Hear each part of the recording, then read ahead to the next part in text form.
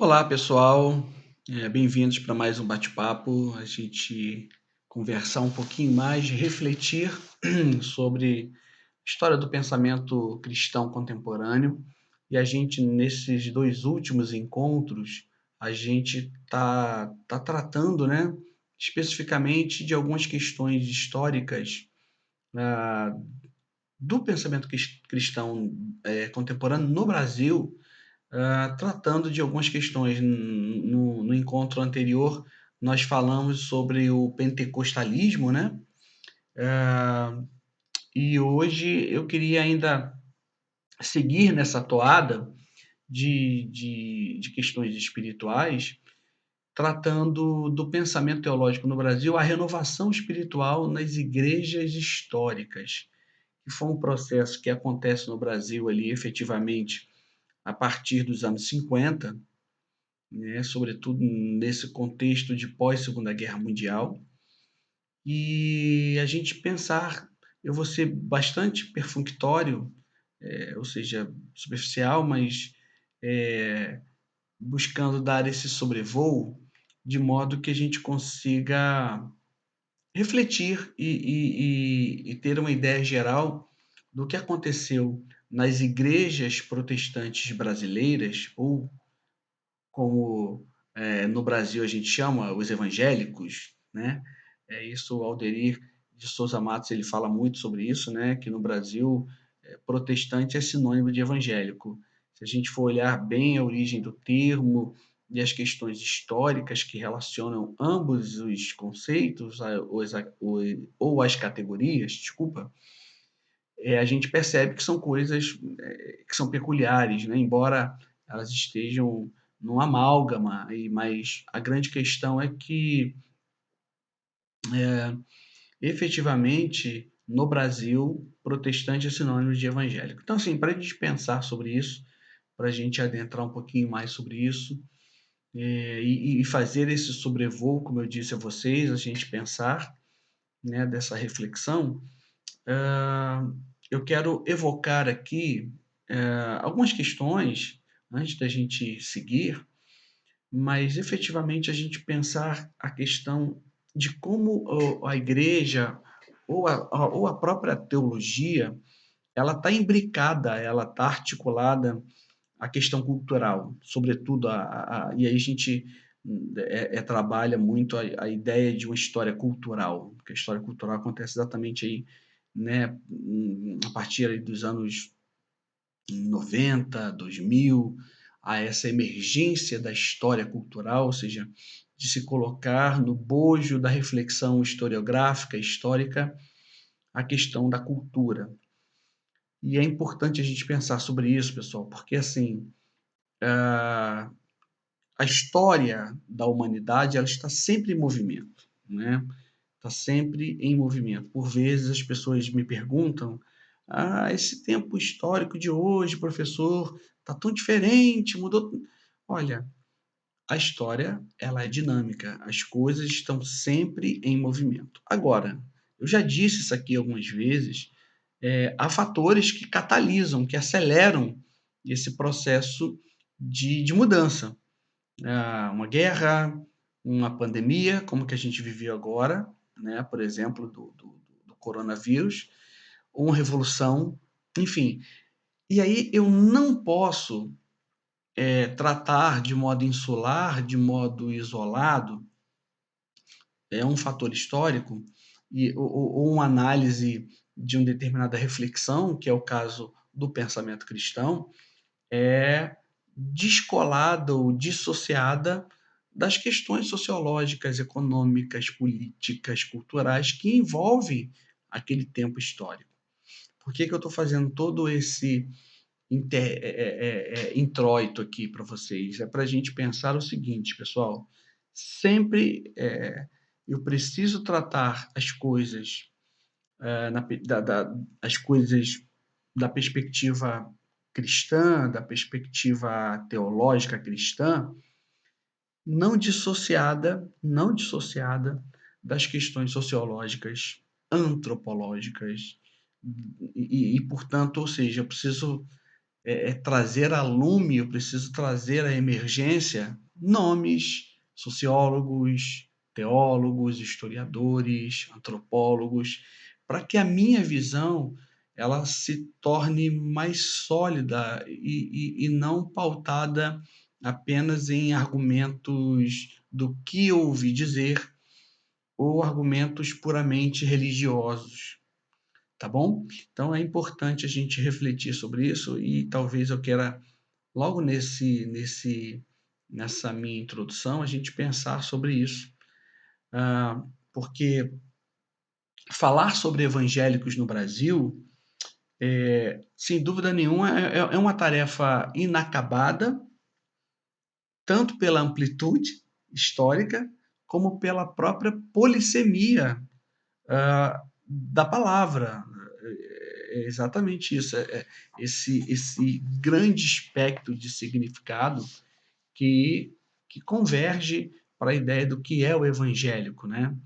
E aí, para a gente pensar melhor sobre isso, vale um retrospecto, sobretudo, de como essa ideia de uma análise histórica dos evangélicos, eles estão ou foram tratados no Brasil para que a gente chegasse a esse status quo que a gente está hoje, né? A partir da década de 60, os estudos sobre evangélicos brasileiros eles vão vão chegar ao meio acadêmico, às universidades e também os seminários teológicos. E aí, estudiosos, especialistas vão se debruçar sobre essa historiografia, né? Ou seja, a forma como se escreve a história, né? Ao longo do tempo. Então, a gente tem aqui algumas obras importantes que eu acho que são relevantes a gente pensar aqui e falar, como o Protestantismo Brasileiro, um estudo de eclesiologia e história social, do Emily Leonardi, um livro de 1963. Então, repara que a partir da década de 60, os estudos sobre os protestantes no Brasil fica mais robustecido, não fica apenas uma história institucional de uma determinada denominação ou igreja. Na década de 50, o Cândido Procópio Ferreira, ele vai, cadê? A obra dele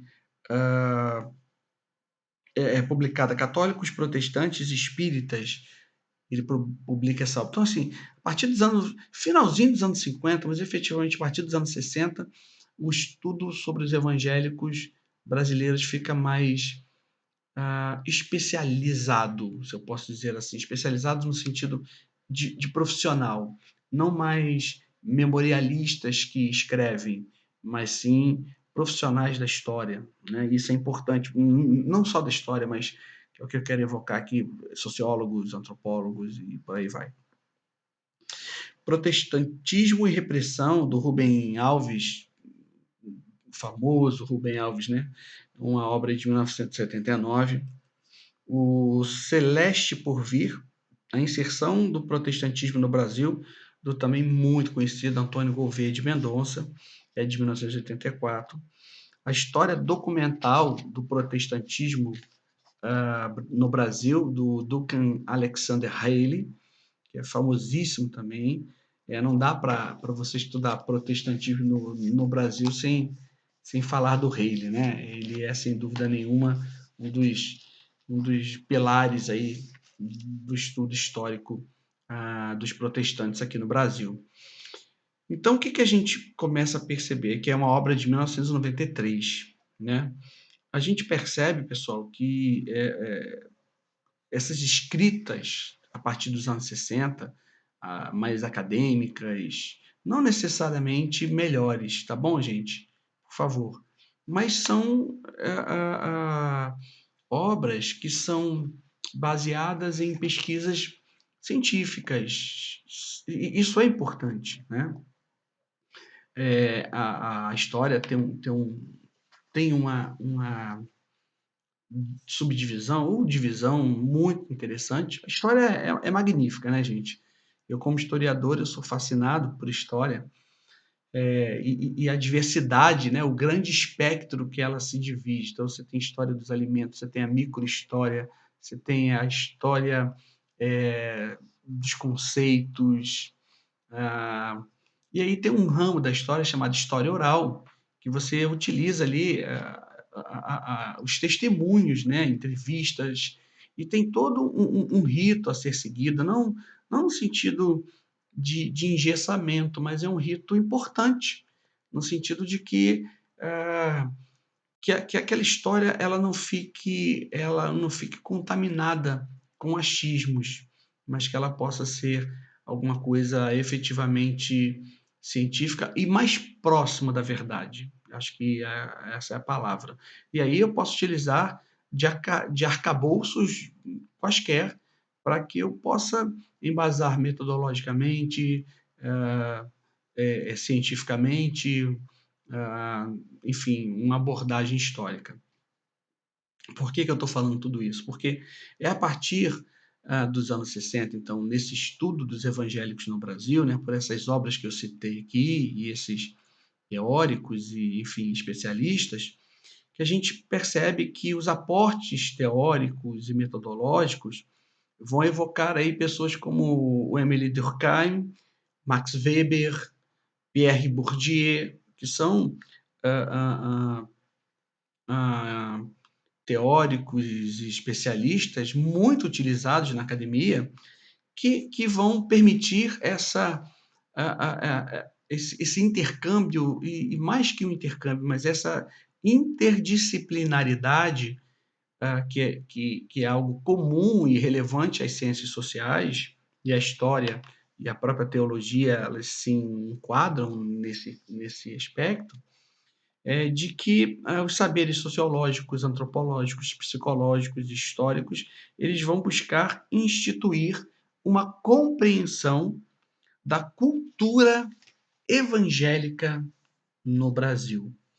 Então, feito esse breviário e esse introito para vocês, é nessa perspectiva que eu quero bater esse papo aqui acerca do que aconteceu efetivamente a partir dos anos 50 nas igrejas chamadas históricas no Brasil, para que houvesse essa renovação espiritual. E por que é importante a gente refletir sobre esse momento, gente? Porque, como eu disse, a história está em movimento, as coisas estão acontecendo. É claro que nesse tempo de século XXI, nós estamos já na segunda década do século XXI, é até assustador para quem nasceu nos anos 70, como eu, na década de 1970, né? Vir o tempo passar rápido, mas é importante a gente ter isso em mente, no sentido de que os processos históricos, além de serem dinâmicos, eles estão cada vez mais rápidos, cada vez mais a ciência, a história, ela precisa tomar conta ou precisa dar conta de movimentos e fatos e eventos históricos que estão extremamente dinâmicos. E estudar a igreja brasileira, por exemplo, o pensamento cristão brasileiro, no, no tocante, né, no que se refere especificamente aos evangélicos, é algo desafiador, não é algo simples e muito menos fácil.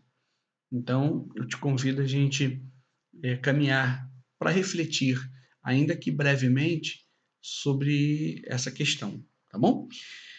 Bem, a renovação espiritual no Brasil dessas igrejas históricas. Na década de 50, e principalmente a partir dos anos 60, aconteceu um movimento de renovação espiritual dentro das igrejas históricas. Gente, de novo, nada acontece sozinho por acaso. Ah, mas é algo divino, espiritual. Claro, mas Deus se utiliza da cultura e da história. Tá? Bem, o movimento de inovação então espiritual do Brasil, ele teve como uma de suas raízes, olha interessante, olha a influência aí, o movimento carismático ocorrido nos Estados Unidos no final dos anos 50. Repara, é importante frisar e colocar e ter em mente, final dos anos 50, eu estou vivendo o momento pós-Segunda Guerra Mundial. Lembra que eu disse a vocês que a história, que ela está em movimento e grandes quebras de paradigmas acontecem a partir de rupturas que são muito, muito abruptas a partir de eventos que acontecem, como revolução, pandemia ou guerra. Estamos aí diante do pós-Segunda Guerra. A Segunda Guerra Mundial matou milhões de pessoas, milhares de pessoas, e foi um evento mundial. A amplitude dela foi muito maior do que a própria Primeira Guerra. Então, isso, sem dúvida nenhuma, trouxe reverberações muito de alto impacto na sociedade. E a igreja e o pensamento teológico não está distante disso, gente. Então, é importante eu pensar todas as vezes. Anos 50, eu estou no cenário pós-Segunda Guerra de uma série de quebras de paradigmas sociais, econômicos, paradigmas políticos, mas, sobretudo, sociais. Aqui que eu quero me ater. Então, esse movimento estadunidense ficou caracterizado por um grande número de experiências pentecostais, como a cura divina, milagres, libertação, entre outros.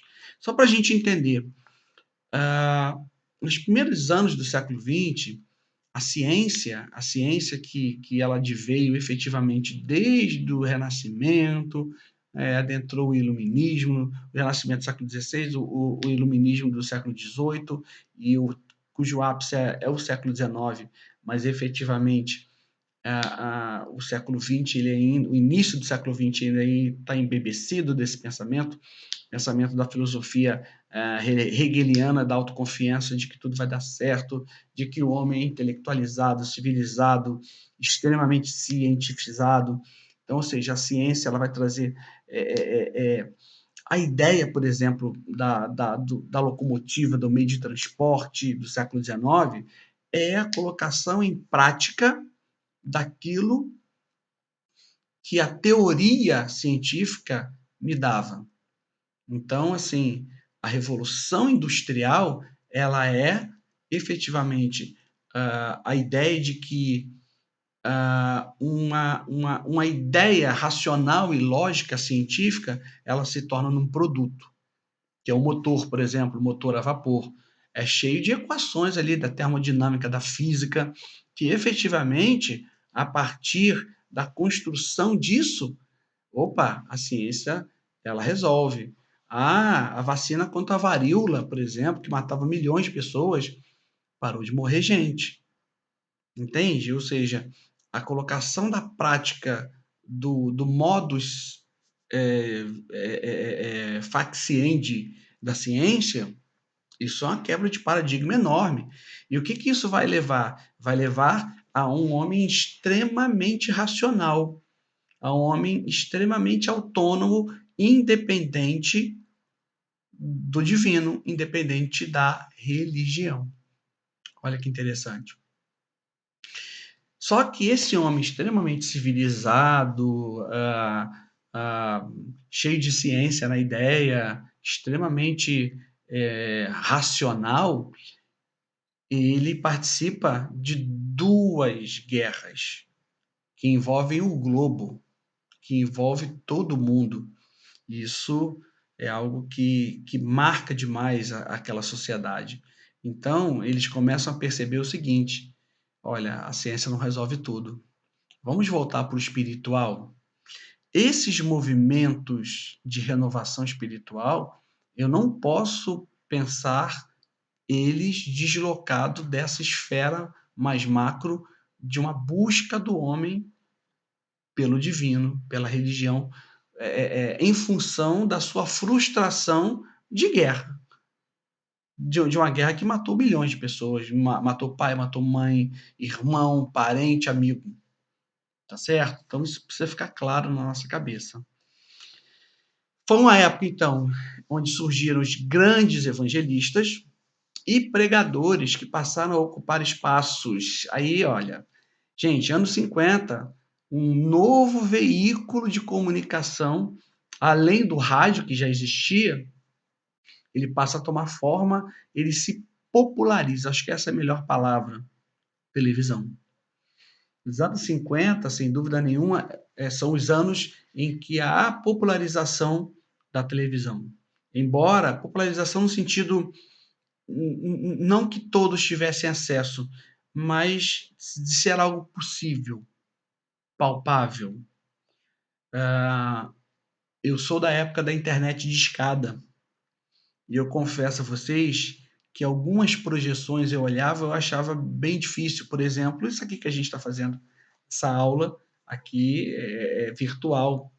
Embora ela seja de maneira assíncrona, né? Ou seja, a gente não está aí online juntos, mas vocês podem assistir quando quiserem, está aqui. Existe uma plataforma que vai essa aula, enfim. Isso é algo inimaginável há 15, 20 anos atrás. Isso, em termos históricos, não é nada. Então, quando a televisão ela vem como veículo de comunicação, as grandes igrejas, sobretudo lá nos Estados Unidos, e isso vai perpassar para o Brasil também, vai reverberar aqui, elas vão na mesma esteira, tá certo? E isso vai gerar o quê? Mudança de paradigma. Então, além disso, depois da Segunda Guerra Mundial, olha que interessante, os pentecostais começaram a gozar de maior respeitabilidade e projeção social. Sendo que seus ensinamentos circulavam com mais facilidade por outros ambientes, dentre eles as denominações do protestantismo histórico nos Estados Unidos. Repara como os Estados Unidos eles emergem como potência cultural no sentido muito macro da palavra, tá, gente? Em tudo, econômica, política e religiosa. Então, muita coisa, é só você perceber, pega um pouco da sua bibliografia, tem muito livro norte-americano, e a gente está falando do século XXI, então vamos melhorar. A liturgia de muitos dos cultos das igrejas hoje, ela é pautada numa ideia de igreja do worship, que é uma ideia norte-americana barra australiana. Então, assim, olha que interessante. As igrejas, então, dos anos 50 e 60, elas vão começar a sofrer esse impacto desses pregadores midiáticos. No que diz respeito, então, ao Brasil, o processo de renovação do protestantismo histórico houve destacadas lideranças entre... E aí vamos destacar aqui algumas dessas igrejas históricas. As metodistas, os presbiterianos e os batistas. Fruto de um longo e duradouro crescimento de adesão por parte das igrejas históricas de elementos e formas pentecostais de expressar a fé. Sobretudo, gente, a ideia da cura divina, isso, os milagres, isso foi um boom nos anos 50 e 60. As conferências, as chamadas cruzadas evangelísticas, elas tinham muito esse teor de operações sobrenaturais, de desenvolvimento dos dons espirituais. Então, repara, é um movimento, só para a gente comparar, hoje vem essa ideia do worship, né? E algumas igrejas conhecidas aí, não vou dizer o nome, mas que estão nessa linha. O que a gente está reparando? Que as igrejas históricas estão tendo que se reinventar. Mudança de layout do templo, por dentro, sobretudo. Mudança da dinâmica do culto. Tudo isso é fruto desses processos sociológicos que ocorrem dentro da sociedade. Ou seja, à medida que a sociedade vai mudando, a igreja e o pensamento cristão também vai mudar. Então, as referidas igrejas começaram a vivenciar experiências como batismo com o Espírito Santo, manifestações de dons espirituais. Esse fenômeno emerge, olha que interessante, nos anos 40 e alcança o auge nos anos 60. Você vê que são ondas, né? Ela, de novo, gente, a análise de um processo histórico nunca ela é insular e nunca é algo assim rápido. É um processo, né?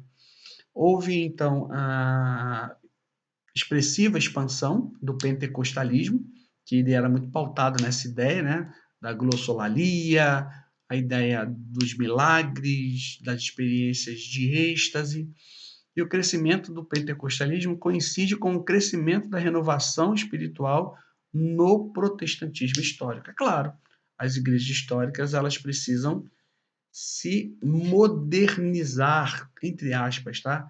Porque é muito preocupante esse termo, porque nem sempre toda inovação é boa, porque por vezes a gente perde valores que são fundamentais à sociedade e às igrejas. Bem, fatores sociais como aí, de novo, olha como é que é importante eu fazer uma análise social e, claro, antropológica, que, ou seja, é o indivíduo ali, né, a mudança que acontece no interior do indivíduo, mas ele, sem dúvida nenhuma, está sendo ali influenciado, impelido, quase que espremido pelas mudanças da sociedade. Então, fatores sociais como a urbanização, claro, eu deixei de ser uma sociedade efetivamente do campo, sobretudo, por exemplo, quando se tem a construção da CSN, né, a Siderúrgica Nacional Brasileira em Volta Redonda, onde eu começo a produzir os bens duráveis, bem, a indústria de base ela começa a ser estruturada. Isso é tudo contexto para a Segunda Guerra Mundial, pessoal. E aí, à medida que a indústria ela começa a acontecer, o processo econômico vem na esteira. A industrialização brasileira na década de 50 vão pressionar as igrejas históricas a adotarem expressões litúrgicas mais flexíveis e adaptáveis às realidades. Por exemplo, até a questão de usos e costumes, porque as mulheres começam a abarcar esse campo de trabalho. Os membros das igrejas, eles começam a ter uma rotina de trabalho muito mais intensa e por vezes muito atrelada a setores, a horários, a turnos, essa é a palavra que eu queria achar, e aí eu tenho que adequar os horários de culto, o tipo de liturgia. Olha que interessante, tá vendo? Então é muito além, gente, do que apenas uma questão espiritual. Eu penso que Deus ele vai trabalhar na história vai utilizar a cultura, sem dúvida nenhuma, tá? Então, assim, para a gente já terminar esse bate-papo, eu olhei aqui, eu não queria passar de 20 minutos, mas já estou em 27, né? Mas eu penso que é importante, gente, a gente ter esse olhar interdisciplinar. Eu penso que esse precisa ser, talvez, o meu legado desse curso que a gente fez, né? Eu nunca posso olhar um fato histórico apenas por um prisma, apenas por uma ótica. Eu preciso me deslocar, eu preciso mudar a minha forma de olhar para que eu possa compreender melhor. O movimento, então, de renovação espiritual do Brasil teve como uma de suas raízes históricas o que aconteceu nos Estados Unidos, né? E entre as igrejas batistas, metodistas e presbiterianas, na década de 60, o movimento de renovação espiritual se alastrou por várias igrejas batistas, principalmente na cidade de Minas Gerais. Então, a gente tem hoje Batista da Lagoinha, fruto desse processo. Em 1965, 52 dessas igrejas batistas aderiram oficialmente ao movimento e fundaram a Convenção Batista Nacional, e, em paralelo à Convenção Batista, né, de linha mais conservadora. Olha que interessante. Todas essas igrejas históricas elas tiveram dissidências, tá, gente? Elas tiveram.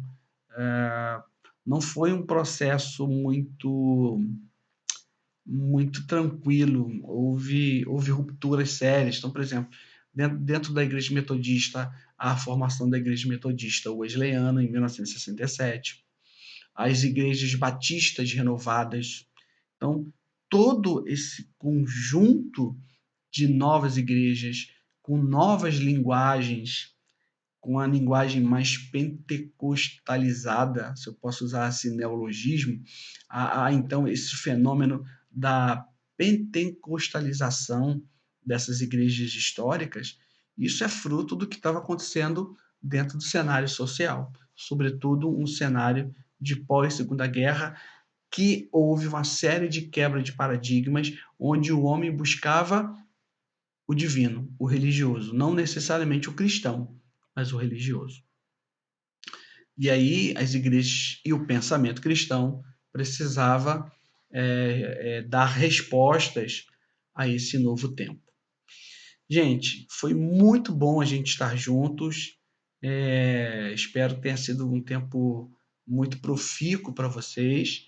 É um prazer a gente falar de história do pensamento cristão, um prazer, é maravilhoso a gente estar juntos e até uma próxima, tá bom? Grande abraço.